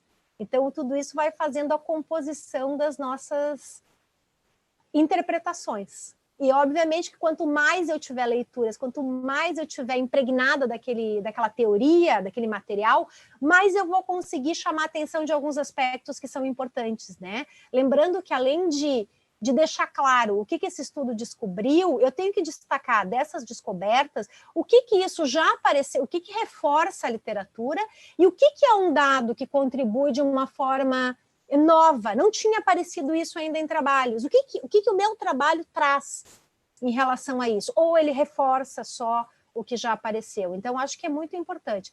E colocar quais são as limitações dos trabalhos, né? Todo trabalho tem uma limitação, e essa limitação ela deve, de bom tom, ser identificada pelo pesquisador, pelo grupo de pesquisa, né? Nós devemos identificar as nossas limitações, porque, efetivamente, todas as pesquisas contemplam as suas limitações e as suas potências. Então, cabe, de novo, ao pesquisador fazer com que isso apareça nos nossos trabalhos, né? É bem fácil falar, gente, eu estou falando, mas assim, é uma construção, a gente tem que ir pensando sobre o que a gente vai escrevendo mesmo, né? Então, eu acho que eu gosto muito, né, do texto do Eduardo Galeano, que vai falar sobre a escrita, onde ele diz que escrever é tecer, né? Eu acho que é isso mesmo, né? A gente vai... vejam como a análise de conteúdo, ela vai se constituindo conforme a gente vai tecendo, né, os nossos textos. Quantas versões tem um trabalho de um resultado de um estudo qualitativo? Inúmeras. Porque a gente começa com uma descrição, aí da descrição a gente vai avançando na análise, né? E a gente vai gerando os temas, vai gerando as categorias, daqui a pouco a gente dialoga com a literatura, daqui a pouco a gente muda a ordem, coloca o que estava em cima mais embaixo. Então a gente vai construindo, vai tecendo esse trabalho até que parece que ele gera um ponto de equilíbrio entre o pesquisador e os seus participantes de pesquisa. Então, eu acho que esse é o ponto em que a gente estabelece assim, uma ordem de que a gente conseguiu atingir o objetivo da inferência, então, dos nossos resultados, né? E a gente não quer que isso sirva para todo mundo, né? Eu vejo muitas pessoas justificando isso nos trabalhos também, né?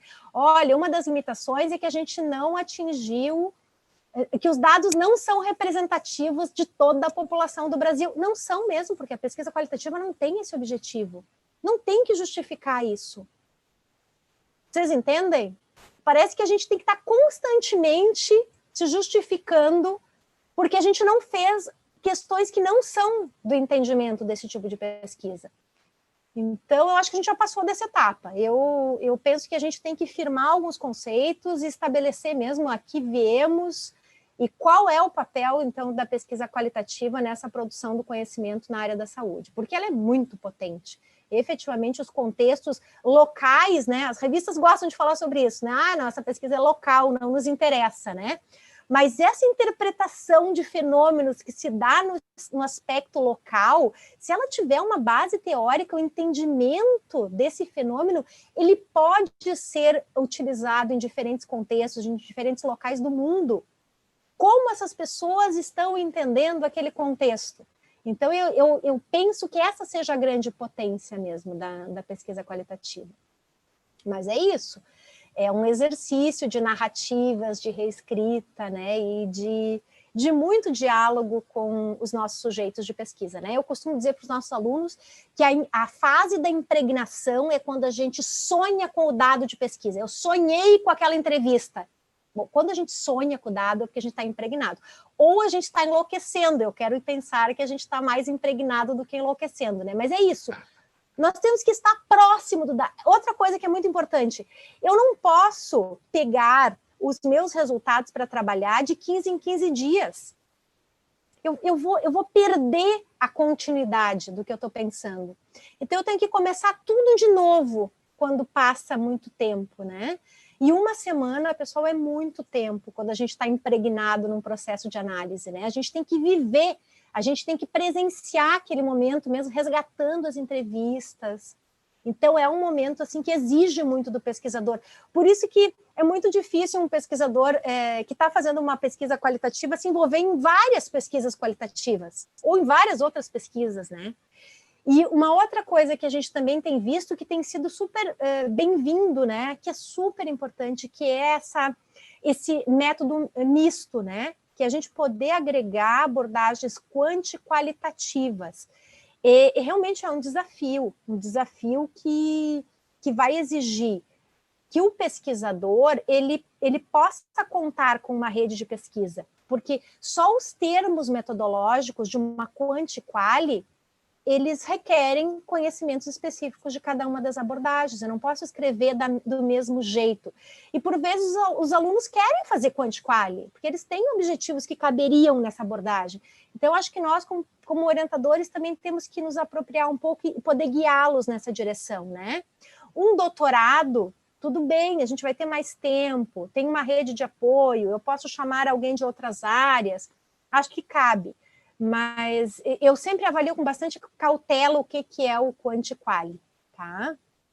São inquietações que eu tenho, isso que eu estou compartilhando com vocês, eu também tenho essas inquietações, e por vezes elas me levam a pensar, me desacomodam, né?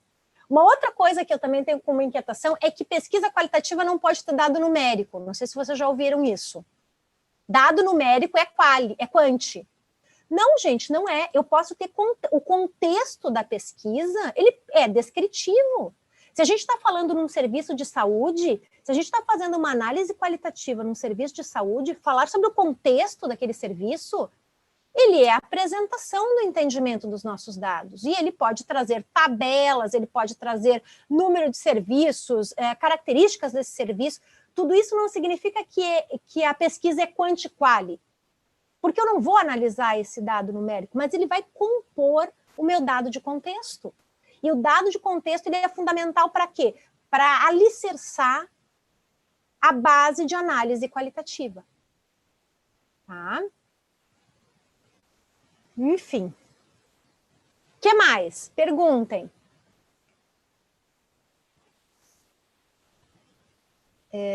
A residência é o mais comum, pois são multitarefa. Sim, Renata, verdade.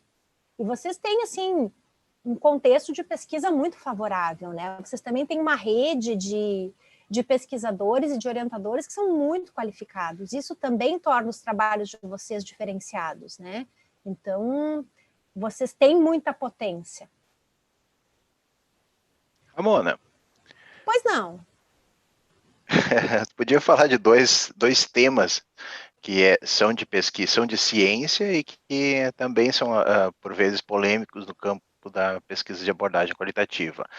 A reprodutividade e o viés na seleção da tua amostra, mesmo que ela seja intencional, mas assim, tem um reforço ético necessário a evitar o viés de seleção do pesquisador.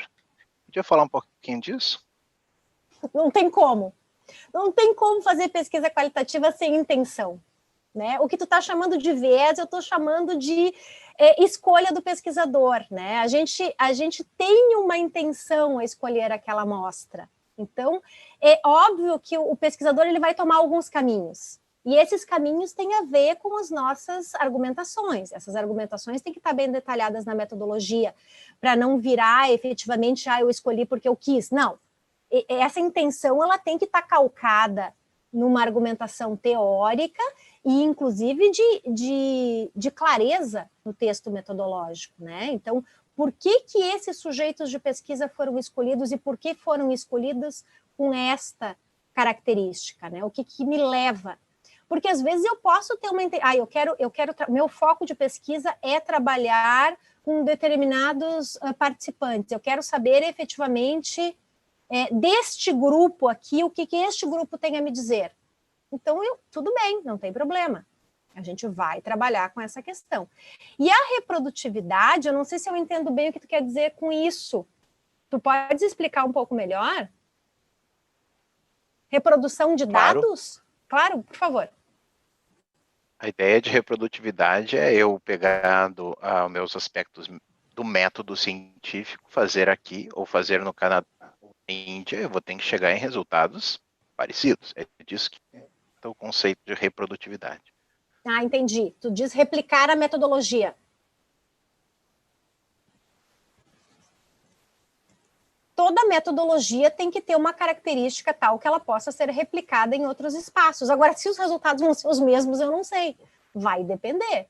Porque eles podem ser completamente diferentes, especialmente quando a gente pensa em trabalhar com realidades que envolvem conceitos culturais, conceitos comportamentais, né?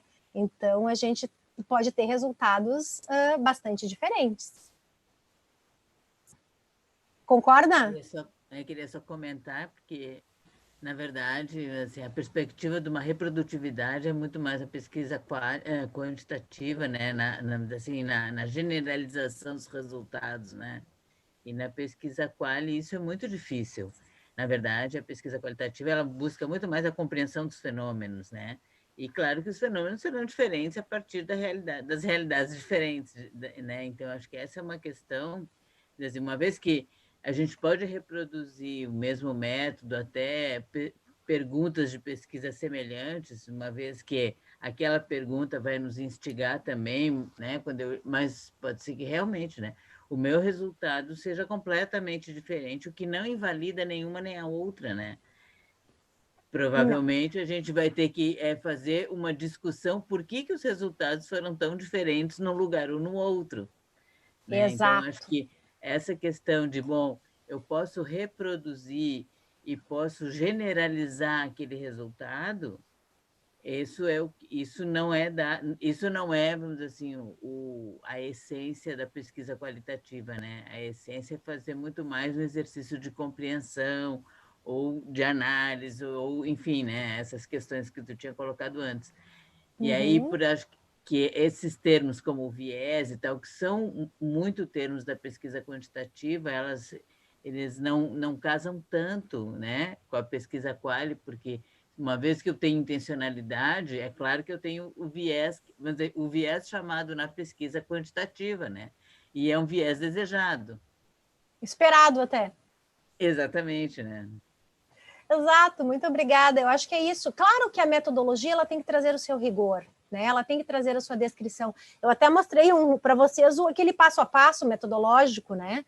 Então, claro que há estudos mais livres, digamos assim, na pesquisa qualitativa, e muitos vão se constituindo em campo. Isso eu queria dizer também para vocês. Por vezes, um roteiro de entrevista qualitativo, ele pode ir se adaptando de acordo com o que o pesquisador vai vivendo em campo. Então, a gente pode ir flexibilizando e pode ir fazendo pequenos ajustes. Por isso que a gente faz algumas primeiras entrevistas e depois discute com o grupo, para saber se a gente está atingindo os objetivos, se aquelas perguntas elas estão num caminho certo, né?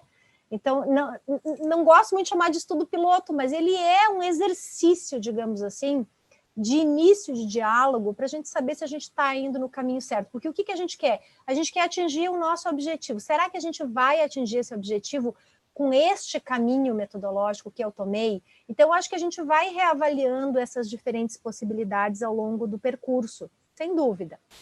E óbvio que a gente não vai poder reescrever uma metodologia, mas a gente vai sim tendo essa possibilidade de ir percebendo que determinados aspectos podem qualificar a nossa produção de informações, tá? Então isso é bastante esperado. Mas eu quero insistir no rigor da descrição da metodologia, que é muito importante. E que às vezes a gente sabe, está na nossa cabeça isso tudo, porque fomos nós que fizemos, mas nem sempre está escrito no texto da metodologia. E isso nos gera bastante dúvidas, né? Ou quando a amostra é constituída por todo, eu quero investigar todos os pesquisadores, eu tenho que dizer que aquele é o número total de pessoas que podem ser elegíveis para o estudo. Então, deixar isso mais claro. A Fernanda coloca que embasar o qualitativo é bem difícil, né? Tem que estar bem definido mesmo. Pois é, Fernanda, mas também é difícil para o epidemiológico, né? A questão do embasar, ele faz parte das nossas construções de pesquisa. E isso é processual. Por vezes a gente começa de um modo mais tímido e vai qualificando esse embasamento teórico também ao longo das pesquisas. Isso faz parte da nossa constituição, tá? Enquanto pesquisadores. A gente tem que estar com essas características sempre em total sintonia, a gente tem que aprender o tempo todo, a gente tem que ler o tempo todo, né? Não existe produção de conhecimento sem que haja compartilhamento de pares, sem que haja discussões acadêmicas, sem que haja discussões metodológicas, né? A gente tem que aprender a fazer a dialética um pouco mais nesse caso, porque parece que falar sobre o trabalho de um colega magoa às vezes a pessoa, né? Puxa vida, eu falei mal daquele trabalho. Não é que a gente está falando mal, a gente tem que constituir relações colaborativas que um vai qualificar o trabalho do outro. Então, eu gosto muito de compartilhar, por vezes, projetos e fazer esses exercícios de compartilhamento de projeto, porque muitas coisas emergem e qualificam as nossas metodologias, né? E isso é muito bom, é muito importante também a gente poder ter essa escuta para poder confiar também no olhar de outra pessoa sobre os nossos trabalhos, tá? Porque, afinal, a gente produz pesquisa para produzir um conhecimento relevante que vai poder qualificar os nossos espaços. Para que isso aconteça, as pessoas vão ter que ler o nosso trabalho. Então, assim, ler lá no final e comentar críticas que eu jamais tinha imaginado, também vai impossibilitar que eu divulgue o meu resultado. Então, nós temos que aprender a fazer esse exercício desde a construção dos projetos. O que mais?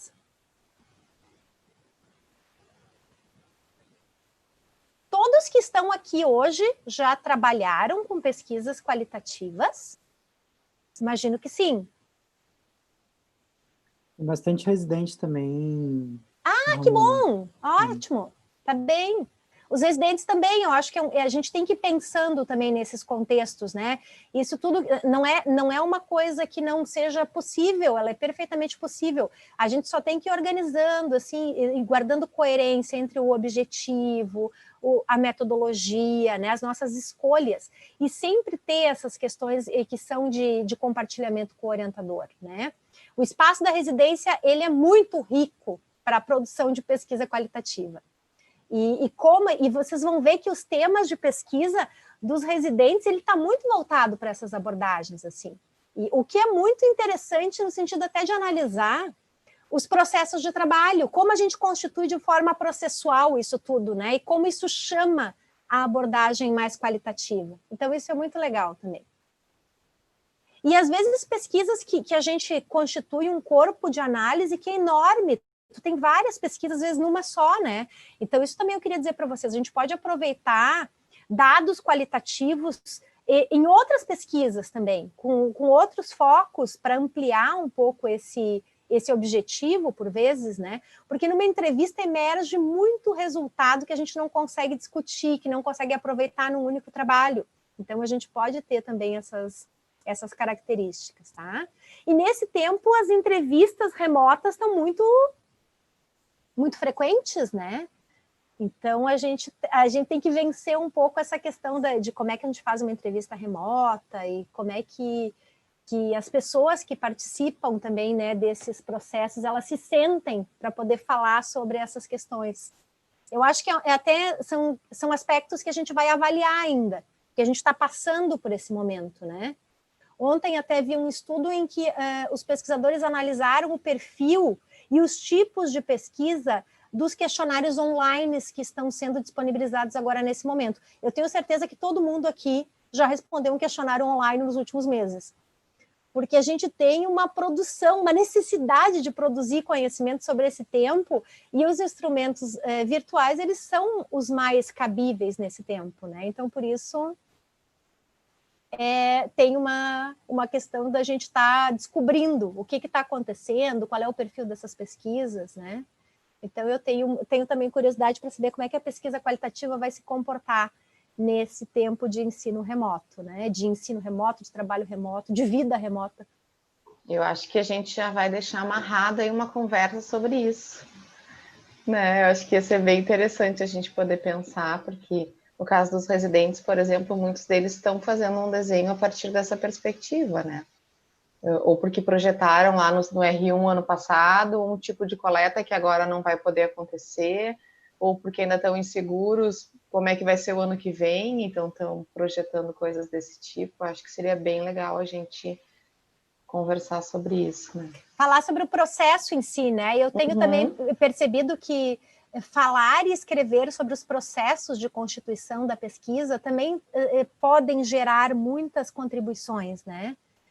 Então, a gente tem que aprender a trabalhar melhor essa etapa que a gente tem, que é a processual, que é uma etapa que quase não tem espaço para os trabalhos acadêmicos, né? Para escrever sobre isso. Como é que a gente se constitui enquanto pesquisador e como é que a gente dialoga com essas redes, né? Então, acho que são assuntos muito importantes para esse momento e que fortalecem os nossos espaços de pesquisa e de trabalho, né? E a gente vai construindo à medida também que as coisas vão aparecendo. Não são tempos assim fáceis para a gente poder fazer pesquisas, né? Já são desafiadores pelo próprio tema de fazer uma pesquisa que envolva o campo, mas, por outro lado, nunca foi tão importante a gente poder fazer pesquisa para trazer contribuições quanto parece que é esse tempo que a gente está vivenciando. Então, a ideia é essa: compartilhar, colaborar e tentar trazer para este momento assim, essa clareza de quanto a ciência é importante, né? Eu acho que também nós temos essa responsabilidade de dialogar com os diferentes estudos, e os estudos estão numa velocidade quase que assustador, né? Às vezes eu assisto na mídia mais o que está acontecendo do que consigo acompanhar nos textos que a gente tem recebido. Então, o tempo é de muita produção mesmo, e isso nos cansa também. Não sei se vocês se sentem cansados, né? Eu me sinto, às vezes, cansada, porque é tanto material novo e tanta possibilidade que, às vezes, a gente... Poxa vida, eu tenho que parar para me concentrar em alguma coisa. Então, acho que essa é a nossa grande contribuição desse tempo, né? E ter espaços como este, né? Eu acho que é realmente um destaque, assim. Eu gosto muito de ver o trabalho que o GHC realiza. Eu sou, assim, uma entusiasta desse trabalho da residência do GHC, do mestrado profissional do GHC, então eu me sinto muito feliz de poder compartilhar esse espaço com vocês. Eu acho que nós somos, sim, instituições parceiras e trabalhamos, assim, de uma forma muito integrada, e hoje eu estou aqui, amanhã é vocês que estão lá na universidade, né? Então, acho que isso também nos fortalece, assim, enquanto grupo que tem objetivos comuns. Coisa boa.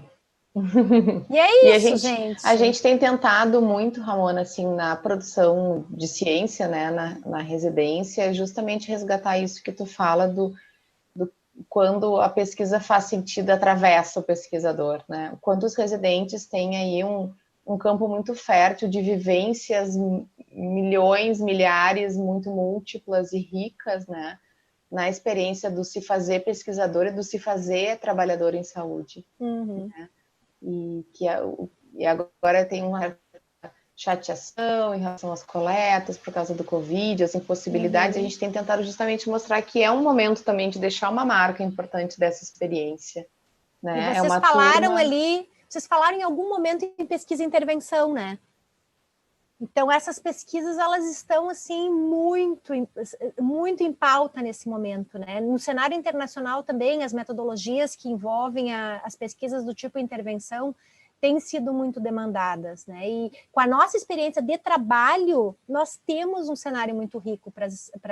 Porque muitas vezes a gente tem as intervenções e a gente não diz que aquilo é uma pesquisa e intervenção, né? Mas se a gente for pensar nos nossos processos de trabalho, a gente pode organizar, sim, projetos em constante renovação nessas nossas ações de saúde.